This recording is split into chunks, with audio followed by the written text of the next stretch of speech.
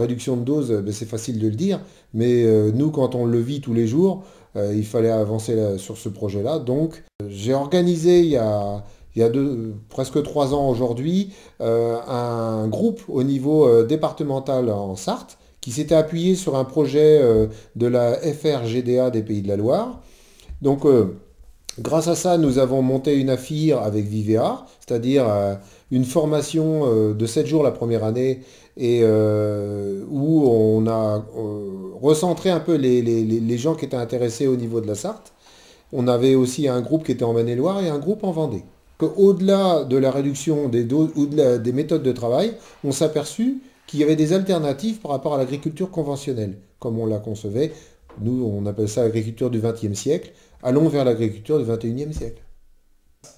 Alors concrètement, ce que j'ai mis en place sur mon exploitation, donc j'ai évolué sur un système en travaillant sur l'agronomie, parce qu'on s'est aperçu, si on respectait mieux le sol, voire à la rigueur la partie non travaillée par rapport à la partie travaillée au bord de champ, on s'est aperçu qu'on pouvait trouver des solutions grâce à l'écosystème, par exemple en réduisant les doses, parce que si dans mon écosystème j'ai reconstitué la chaîne alimentaire de bordure de haies et donc la faune et la flore, et bien du coup j'ai des auxiliaires, on va dire, naturels, qui viennent compenser la diminution par exemple, moi des insecticides, j'en ai peut-être fait que 2 dans ma carrière.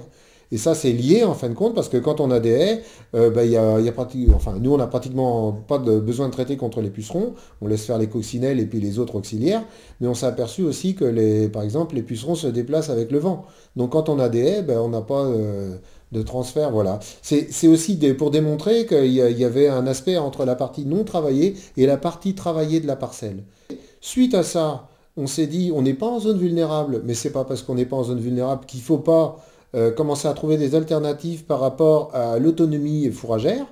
Qu'est-ce qu'on a fait? Donc ça fait 2 ans que je fais un dérobé, avoine brésilienne plus vesse. Et donc l'intérêt que j'ai trouvé dans ce système-là, c'est qu'avant j'étais dans une culture de maïs en silage pour les vaches. Du coup, je recrée un fourrage après le blé dans la même année. Et du coup, ça me permet de regagner en quantité de fourrage et en fourrage aussi différent. Donc ça, du coup, on fait des économies en maïs et ça va me faire évoluer peut-être sur un système qui, comment je veux dire, me permettra d'implanter une nouvelle culture. Donc c'est aussi intéressant, c'est-à-dire qu'au lieu d'avoir, dans certains cas, de la monoculture de maïs tous les ans au même endroit, je vais peut-être pouvoir réintégrer une nouvelle culture, peut-être même une culture de vente qui me ramènera un revenu grâce, donc en fin de compte, au lieu de s'agrandir avec des hectares, j'ai solutionné pour une partie des choses concernant l'autonomie fourragère. Donc j'ai commencé à retravailler aussi, à faire des essais sans labour. Donc ma recherche, elle est liée aussi à faire ce que j'appelle du pas à pas, c'est-à-dire que je ne fais pas ça sur l'ensemble du système d'exploitation, je le fais concrètement sur une parcelle. Donc je fais une parcelle d'essai où le groupe, et d'ailleurs Sartois est venu, comme on tourne les uns chez les autres, et on vient voir ce que ça donne, et est-ce que ça correspond aussi à la philosophie qui est engendrée par les changements de système et ce positionnement. Donc est-ce que ça marche? Comment ça marche? Parce que aussi j'ai des comptes à rendre à mes associés. Mon système que je mets en place, il doit marcher. Donc l'AEI, c'est aussi quelque part, c'est de l'expérimentation, mais avec du recul lié à des échanges avec le groupe. Voilà. Donc moralité dans le maïs, j'ai fait des essais sans labour. Donc je suis venu à un travail avec un smaragde cette année, et puis parce que moi j'ai des effluents d'élevage. Et puis après, j'ai préparé mon sol avec le vibro, j'ai semé, et globalement, j'ai autant de maïs qu'avec si j'avais labouré. Par contre, je change de méthode et j'essaie de trouver des méthodes plus douces pour essayer de toujours limiter l'impact sur la vie du sol.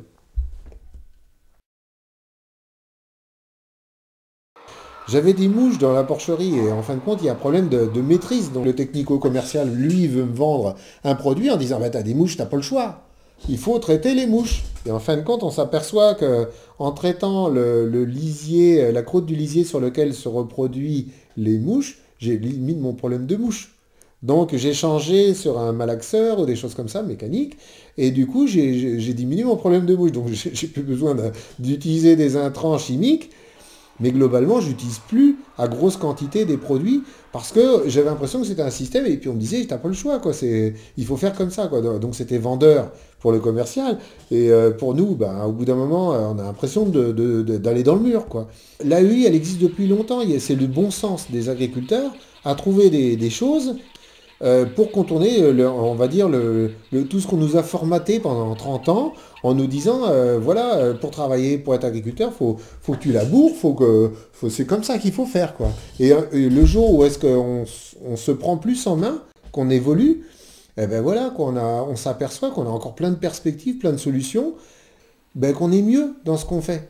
Puisque, en fin de compte, le fait de trouver des solutions, eh ben, on s'aperçoit que, ben, en fin de compte, on détenait une partie du savoir, mais on nous avait un peu dit que, ben, en fin de compte, la seule solution, c'est il faut écouter les gens, et même certains considèrent encore aujourd'hui, chez des agriculteurs, que ce système d'intégration, on va dire, des compétences et de décision est un choix. Mais un choix qu'à la rigueur, est-ce que les gens en sont heureux, quoi?